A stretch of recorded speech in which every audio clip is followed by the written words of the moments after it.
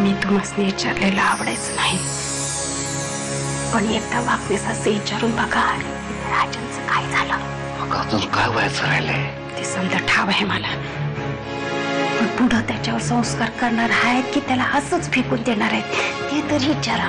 इथं जावयाचं आयुष्य टंगेला लागलाय आणि तुला त्या हरामखोराची पडली आहे.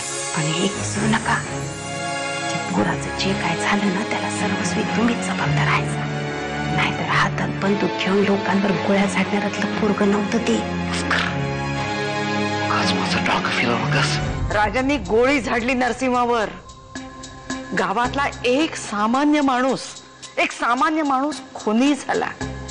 खुनी. हे सगळं कशामुळे झालं हे तुलाही माहिती आहे आणि मलाही माहिती आहे. आणि हे सगळं पाप उरावर घेऊन मी फिरतेय वामन. आणि त्याही पेक्षा एक भयंकर गोष्ट आहे, ज्याच्यासाठी हे सगळं केलंस त्या दादाची आज काय अवस्था आहे? वकील साहेब, राजनचा पोस्टमॉर्टम रिपोर्ट आलाय. नोचे साहेबांच्या बंदुकीतली गोळीने त्याचं अगदी हृदय छेदून गेलंय, त्यामुळे त्याचा ऑन द स्पॉट मृत्यू झालाय. पण एक चांगली माहिती मिळाली, राजनचं जे पिस्तूल होतं, म्हणजे राजन हातामध्ये जे पिस्तूल घेऊन आला होता त्याचं ट्रेस लागलाय. कोणीतरी श्रीपाद गोसावी नावाच्या माणसाचं ते पिस्तूल आहे. श्रीपाद गोसावी, मी ओळखतो त्याला.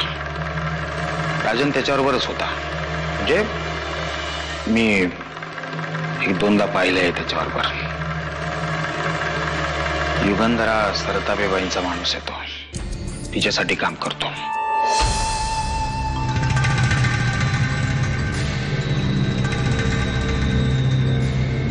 जानकी,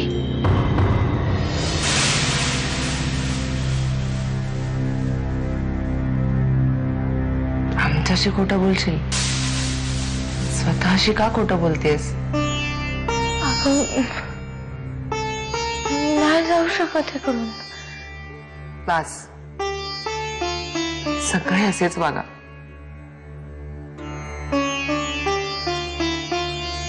आई अचानक सोडून गेली. बाबांचं हे असं, आणि आता तू.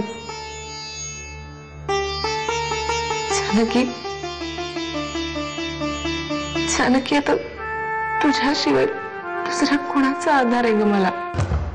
ते डॉक्टर काय स्वतःला काय ब्रह्मदेव समजतं का काय? मला सांगतोय भविष्य. माईला तुमचा भाऊ म्हणे 100 वर्ष जगणार, मग आम्ही काय गोट्या खेळायच्या काय? गोट्या बघेन ना, आणि एक दिवस त्या डॉक्टरलाच उडवून टाकेन. काय म्हणाला? काय कुठं काय हे पोरीला खेळवते?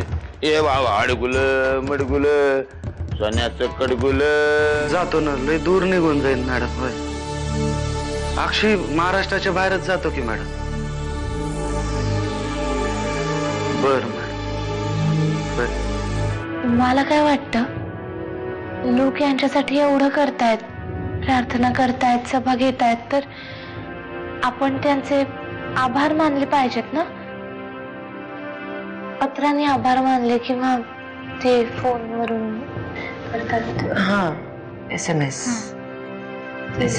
ची आयडिया चांगली आहे. मग हे लवकरात लवकर केलं पाहिजे,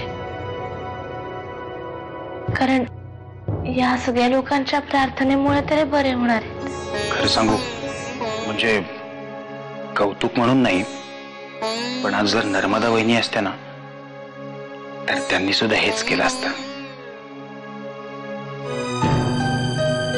बाळा त्याच्या आईला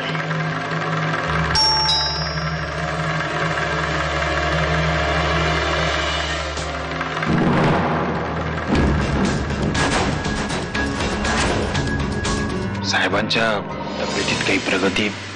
वकील साहेब, मी तुम्हाला अंधारात ठेवू इच्छित नाही. डॉक्टर, काय असेल ते स्पष्टपणे बोला. साहेबांची बॉडी सिस्टीम हळूहळू फेल होत चालली.